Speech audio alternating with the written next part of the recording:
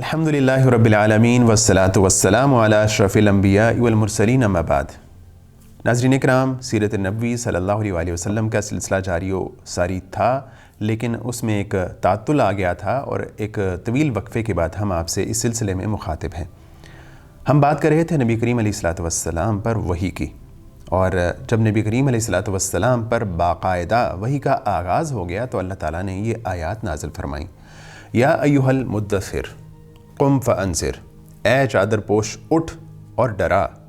یہ ندا تھی اللہ تعالیٰ کی طرف سے، جس میں گویا یہ کہا جا رہا تھا کہ جس نے اپنے لیے جینا ہے وہ تو راحت و آرام کی زندگی گزار سکتا ہے، لیکن آپ جو ایک زبردست بوجھ کو اٹھا رہے ہیں، آپ کو راحت و آرام سے کیا مطلب ہے؟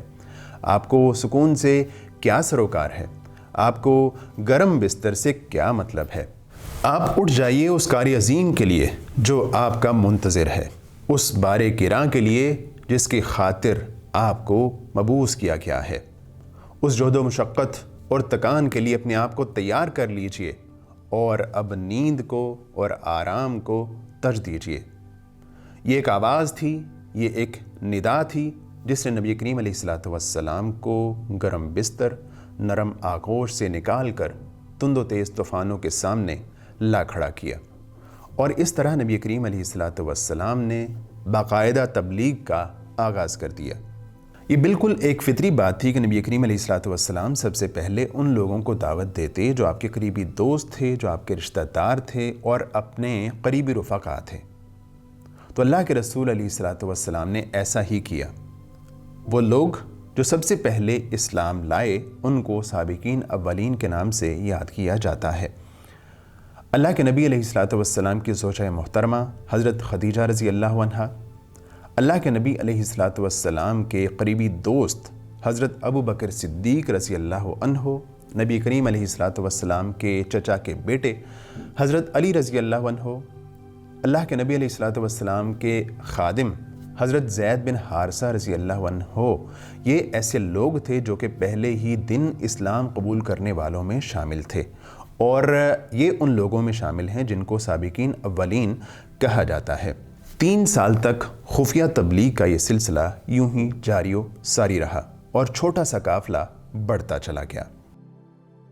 اللہ تعالیٰ کی طرف سے جب آیت وَأَنذِرْ عَشِيرَتَكَ الْأَقْرَبِينَ نازل ہوئی تو کھلی تبلیغ کا باقاعدہ آغاز ہو گیا۔ ان آیات کے نزول کے بعد نبی کریم علیہ السلام نے پہلا کام یہ کیا کہ بنی ہاشم کو جمع کیا، ان کے ساتھ بنی عبد مناف کی بھی ایک جماعت تھی۔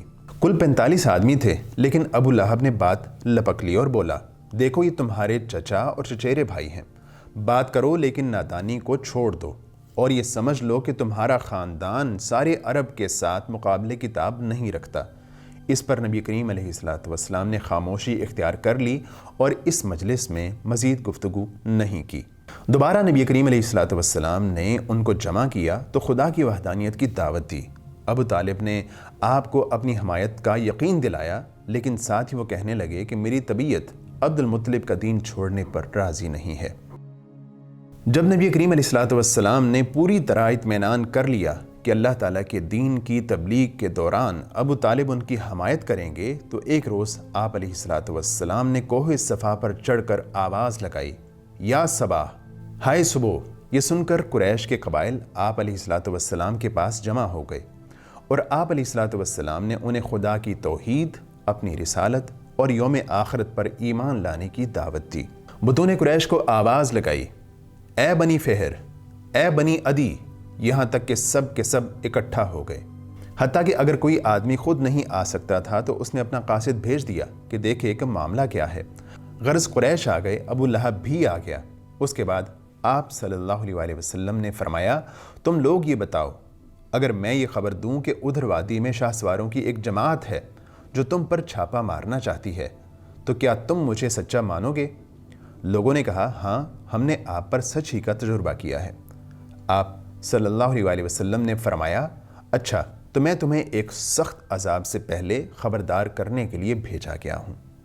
اس پر ابو لہب نے کہا، تو سارے دن غارت ہو، تو نے ہمیں اسی لیے جمع کیا تھا۔ اس پر تبت یدا ابی لہب نازل ہوئی، ابو لہب کے دونوں ہاتھ غارت ہوں اور وہ خود غارت ہو۔